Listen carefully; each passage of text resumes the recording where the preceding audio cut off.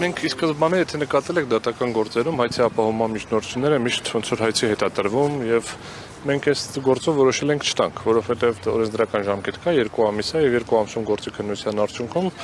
ըստ էության հասցնում ենք ոնց որ 3 ամսվա ժամկետում այդ գործընթացը չի ավարտվում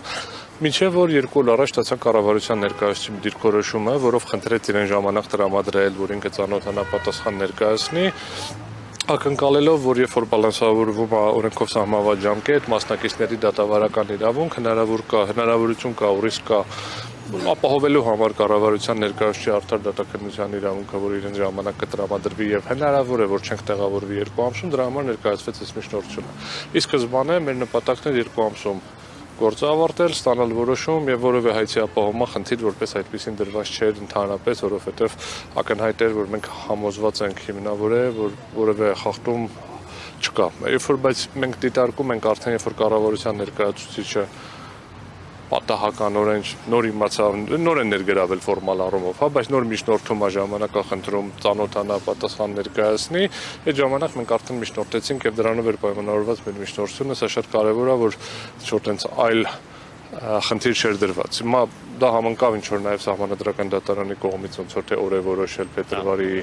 4-ը ոնց որ թե դրա հետ, բայց ակնհայտորեն մենք խնդիր չենք տեսնի, եթե կողմերը ունենան բավարար ժամանակ ծանոթանալու պայմանով, որ այնպիսի անդառնալի փոփոխություններ չլինեն, որ տեղի չունենան։ Գործընկերս էլ նշեց արդեն ավելի գլոբալ Եթե դիտարկեք վարույթ հարուցելու որոշումը, եթե դիտարկեք հաղորդումը, որի հիման վրա հարուցել է, այնտեղ կտեսնեք օրինակ այնպիսի ձևակերպումներ, որ ճիշտ է, այս ծախսերը բառացի եմ ասում, ճիշտ է, այս ծախսերը չի մտնում սակագնի մեջ, բայց կարող է հարկահանության հետ կապված հարցեր կան։ Բառի իմաստով եմ ասում, այսինքն հարկային տեսչության գործառույթի էլեմենտ էլ կա։ Այն դեպքում, երբ որ պարբերաբար անցնում հարկային ստուգումներ, ցանկացած խախտում եթե լինում արձանագրվում, որպես կանոն չի լինում, այսինքն այս տեսակետից էլ է պետք կարևոր է, բացի վարկեր, վարկի տոկոսների, երաշխիքների եւ այլը, մնացած բոլոր գործընթացներն էլ ինքնին ուղղակի տես տպավորությունը այն է, որ կարդում ենք, որ գնացեք մի բան գտեք տարբերակով։ Ամեն դեպքում սա կարևոր է ֆիքսենք, որ Կասեցման միջնորդությունը դրա համար է հիմա ներկայացվել ոչ թե սկզբից, որովհետև մենք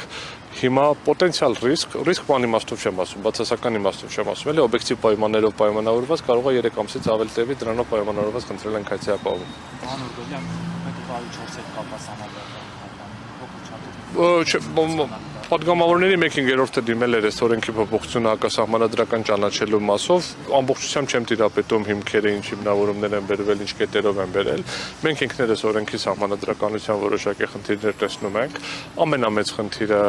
ՀՑԿ նախագահին լիազորություն տրամադրելն է, որովհետև սահմանադրության համաձայն ուրեմն պետական իշխանությունը ժողովուրդը յուրացնում է սահմանադրությամբ նախատեսված մարմինների միջոցով, իսկ սահմանադրությունը ինքնավար մարմին է, որպես հանրային ծառայությունները կարգավորող հանձնաժողովն է դիտարկում, ոչ թե նախագահին։ Ամեն դեպքում խնդիրը մենակ վարույթ հարուցելը չէ, վարույթ հարուցել եւ դրանից հետո այս հարկադրանքի միջոց է կիրառվում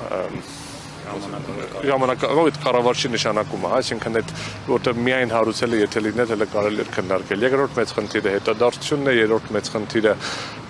որը համոզված չեմ, որ սահմանադրական դատարանը այս փուլում կարող է անդրադարձ կատարել, բայց ՀՑԿ-ի կողմից տրված մեկնաբանությունը, որ սա բաների սահմաններում ինչքան ահավ, ինչքան ապացույց կարող է հետազոտել, չհետազոտել, եւ չորրորդ ամենամեծ խնդիրը գործընկերս էլի շատ հստակ նշեց, դա